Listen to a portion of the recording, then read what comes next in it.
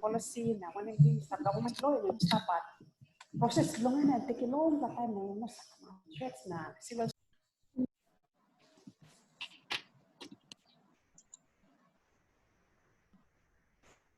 Wonderful. I think we are all back now, and I hope you had a great discussion. Sorry, I miscalculated the time because with all the time zones and with all the various sessions, I've been at it since 5:30 a.m. India time from the opening, and I still have one more session to go. So whilst it's all been so interesting, you know, my brains have gotten a little fuddled with all the different time zones. So sorry about that, but I hope you had an exciting discussion because you have, you know, we made it really tiny groups so that you could really deep dive.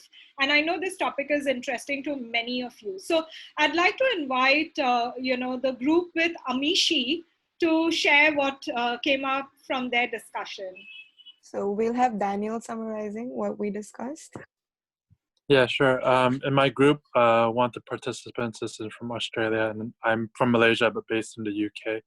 Our conclusion was there's a lot of legislation to protect gender-based violence, but not just awareness, but sometimes there's a element that the laws aren't enforced. So in the UK at the moment, there's a controversy about grooming gangs in the north of England, where it's been reported to be happening for like the last 5 years or last decade, but there hasn't been much enforcement in it. And there was a government report into it, but they didn't want to publicize it. And the allegation is because the source of those crimes were coming from a particular ethnic group and a particular religious group. So I think the government was afraid to publicize this, or else they'll be accused of racism or against that particular religion. So like my conclusion was there are laws in the UK. I mean, it's a Western country and the laws have been around for many years, but the implementation sometimes is affected by pressure within the media or what is considered PC. Thank you for that. And I'd really encourage everyone to check Rukmani Iyer's panel this morning on structural violence. And they deep dived into various forms of racism and discrimination. We did a Facebook Live, so go to the RPFAA Facebook page and watch it if you weren't there in that panel. But it was a very rich discussion. I'd like to invite Ellie Torres's group to share what they discussed.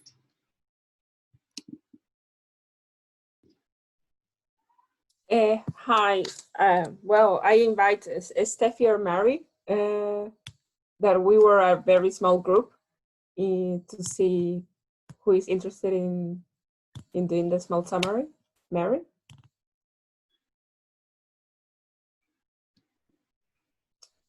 Oh, I don't know. Maybe you can just share. Yes. So I will share. So we were the three of us discussing it. We had Steffi from India, Mary from Papua New Guinea, and I'm from Honduras. And both of us discuss, the three of us discuss that the three of our countries have a good law that covers several crimes of gender violence. However, its execution, its implementation is what is absent, and that should be reinforced, and that it has become like a cycle that if the person doesn't denounce the crime, it doesn't denounce it probably because it doesn't trust the system, but as well, if the person demands, the system is so slow that it makes other persons uninterested to do the same and to approach the justice system. So at the end, I was sharing with them that based on personal experience of previous works, we used to do social audits of the justice system. to have enough evidence of when we say that the justice system is slow or that is re-victimizing the survivor, to know exactly what we mean with that. So we used to track the date of that the person did the denounce, and from there on, how was the entire process done? If it took each stage of the process, how much time does it took? If it rectifies or not the survivor. And at the end, we could conclude that almost every demand lasts about 5 years for it not to be in a case left in impunity. So 5 years trying to solve your case, it was not like very motivated. And actually, during the entire process, the person was very victimized. But with that, we had enough evidence to say, like, in which stages the justice system is not like completely supporting the survivor, and on which ways we could advocate to improve that. Thank you for that. May I invite Goranka's group to present? That would be me from the group. And in our case, we had people from Malaysia, Australia, and India. And our understanding, all of us come from a non-legal background, and therefore our layperson's understanding of gender laws in our countries were that these laws do exist. However, most of the application and interpretation of them seems to be in the context of violence against women. And so we're not quite sure of how inclusive they are in terms of application of people of other genders. In terms of our roles within organizations and in individual capacities, we spoke of how it's important to bring people of all genders on the table when we are talking about working with GBV, because it's not only women that need to be at the table, that won't quite complete the conversation. And also that anytime that we intervene as bystanders or as supporters in any form, it's important to make sure that we don't do more harm in the process of assisting a victim. We need to figure out safety first and then start intervening. Thank you for that. And you put the link to your session in the chat. I would highly encourage everyone to watch that video later. You did an amazing job this morning. Thank you for that. Pia, may I request you and your group to present?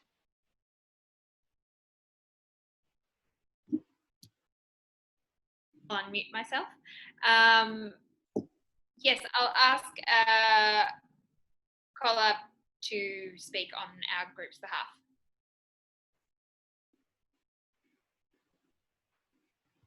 He just posted. Okay, maybe I'll just launch into it unless he interrupts me. Okay. Oh, yeah. There you go. Can I speak? Okay. Yes. Yes. Right. Thank you. Actually, with respect to India is that the main thing is the laws are there, but the laws implementation is quite weak. This is the root cause. When the law is not properly implemented, then there is no seriousness of the offenders towards, maintaining law. So they are not punished. They are not having fear of doing crime. This is making them take it quite easy and repeat the same thing again and again, that too with respect to not the girls and the women, but with the infants. Even it happens in India with the infants, which is, I think it's the most cruelest, heinous act, which for that barbarous act of those people, they are to be punished severely in order to make people fear for doing such crime. But it's not happening. First thing is, law should be enforced in its true spirit, in very stringent manner. Second thing is that education is so weak. Education is literally taken as scoring well, getting degrees, that's all. But not having education where you have moral values, ethical values, human values, if they are not taught in the right perspective, how people can understand what is in the right spirit, what is wrong, and how they can take life in the right manner. So education is one thing. Law should be enforced in its true spirit. And third thing is that even the parents in the country like India, they have discriminatory kind of treatment between male and female children. They say that after all, he's a boy, you cannot ask like what he's asking, and he can go and come back home late in the night, no issues, but the girl cannot do that. That means you are discriminating, thereby there itself you are giving such an extra power or extra feeling for the boys to do anything. These parents which are not treating both the children, both the genders equally, are also creating lot of problem. That's the root cause, I feel. Parents should understand that they are to be treated equally. I mean, charity begins from home. If they don't do this, I tell you, the society will go haywire. This is our take home. Thank you so much. Thank you.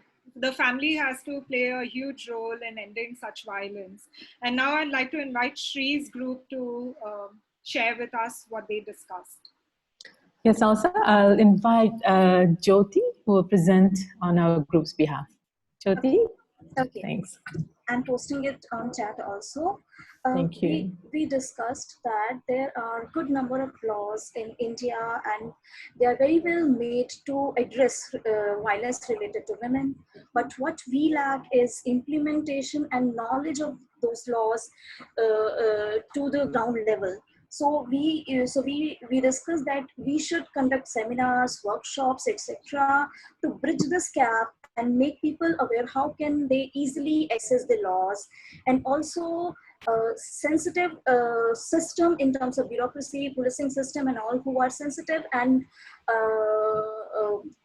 about the laws and about the issues related to gender violence. And we also discussed about that the issues are also similar and the statistics are similar to in Malaysia also as in India, but these issues are not that much addressed there. That's all we discussed. Thank you, Jyoti. I'd like to invite Pragyavati's group to share. Thank you, Elsa. So our reporter, Mr. Daswani, will be talking about our group discussion. Mr. Daswani. Okay, hi. So there's a lot of things that we discussed have already been taken up by several other groups, but I'll try and kind of summarize what we had. So we got no dearth of laws, and the participants in my group were from Nepal, from Cambodia, and from New Zealand. So there's definitely no dearth of good laws, but what is really absent is the effective practice of the laws. And to a certain extent, the fact that the laws are not adequately practiced is probably intentional. And it seems perfectly all right to do it because of the entire structure or the ecosystem that we live in. So a gender-based violence issue really doesn't rankle you to the same extent is because of the entire, and I pretty much go back to what was Rukmani's session on structural violence this morning. There was a suggestion that since the court system is not giving you effective access to justice, there should be an ADR system. I think Yang has put up a message on the ADR. And what I think she means is that have another system, an alternate system, a system that is more local, a system that's based on community, a system that is economically effective, so that justice could be meted out, notwithstanding the law. The second issue on what we can do, and we really addressed this in two areas. One was institutional and one was at the individual. The fact is that institutionalized change is a top-down change. And unless there is an adequate audit to look at the efficacy of that system will fail. And it has been known to fail across. As Peace Fellows here, what we really need to do is do a bottom-up approach wherein is change the community. And one very lovely statement I heard in my group was, unlearn what we have learned. To be conscious, to be mindful. And men and women should get together and adopt a position wherein we can mete out justice. So we support the family and we change the community and we work from bottom up.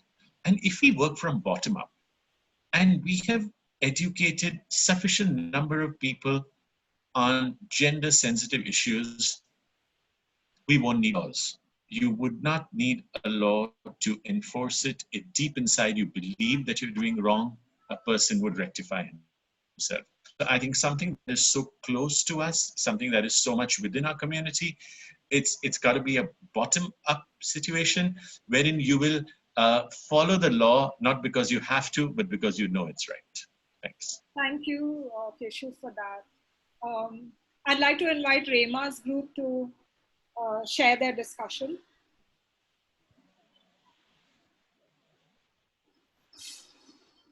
Rema, you might be on mute.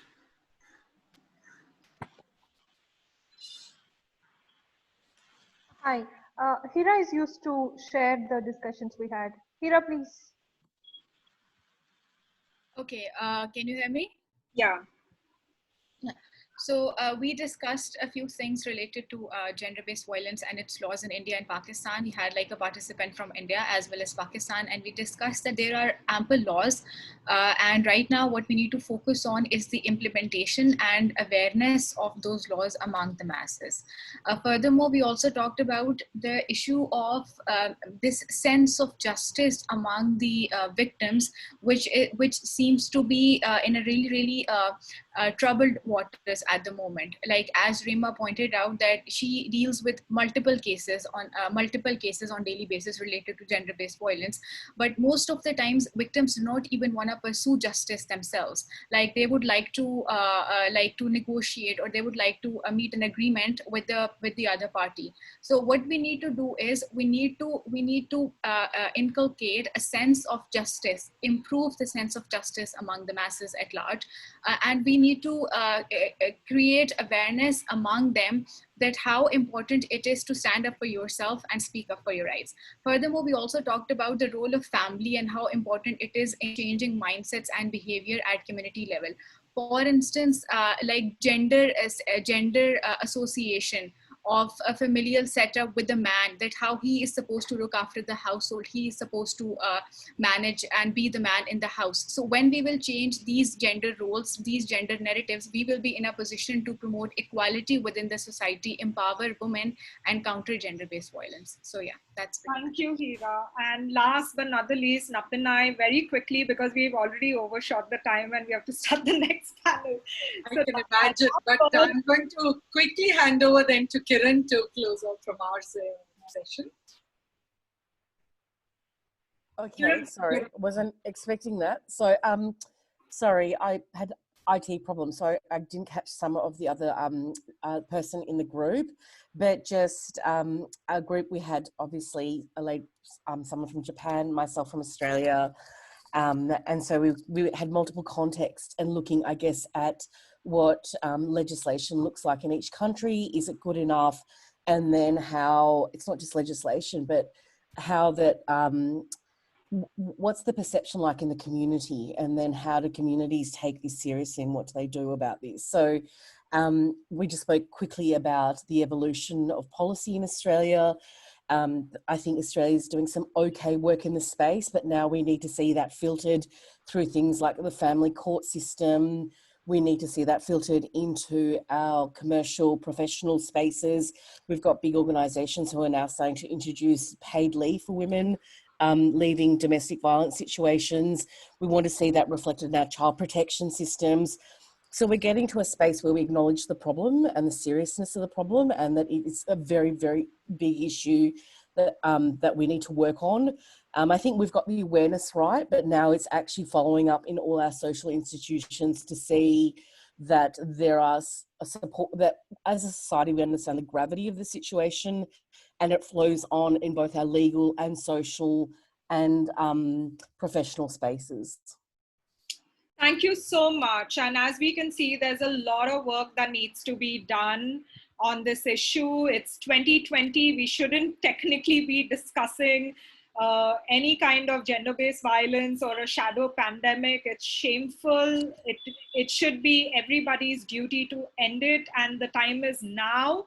So we have one last poll, which I'll ask Kajal to launch. But I'd like to take this moment to thank all of you, especially my panelists, Rema Rajeshwari, Napinai, Hira Amjad, and Pragyavati Rai, and also the facilitators who did a fantastic job, Amishi, Ellie, Baranka, Pia, Shri, and all of you, because the chat is so rich. I didn't have the time to go through everything. So I'm sure, you know, you can check this out later again. This conversation is live streamed, not this part, but the one before that was live streamed on Facebook. This is being recorded. We will upload it somewhere. And don't go away, because in 8 minutes, we start our closing panel. And let's close our zone. It went so well today. All this was put together in 1.5 months. And then you're free to check out the other zones, what they have been doing. So the same Zoom link, please come back and get a friend as well. We have a surprise. Thank you. Bye.